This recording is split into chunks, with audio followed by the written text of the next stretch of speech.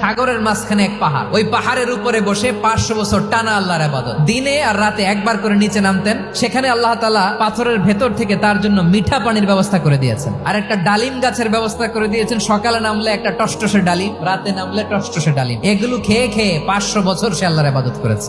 আল্লাহর দরবারে কিয়ামতের কঠিন ময়দানে যখন লোকটা হাজির হয়ে যাবে, আল্লাহ বলবেন 500 বছর ইবাদত করছে তো আমার দয়ায় আমার বান্দারে জান্নাত দাও। এই বান্দা বলে বালবি আমালি, আল্লাহ তোমার দয়া লাগবে কেন, আমি আমার আমল দিয়ে জান্নাতে যেতে চাই। আল্লাহ বলবেন তাই, ঠিক আছে, তোমার 500 বছরের ইবাদত এক পাল্লায় রাখো। আর আল্লাহ বললেন আমি যে দয়া করে সৌন্দর্য দেখার জন্য তোমার 2টা চোখ দিয়েছিলাম, 2টা নয়, একটা চোখ আরেক পাল্লায় রাখো। রাখা হবে, দেখা যাবে ওই 500 বছরের ইবাদত হালকা হয়েছে, আর মুহূর্তের মধ্যে আল্লাহর দেয়া একটা চোখের নেয়ামত ভারী হয়ে গিয়েছে।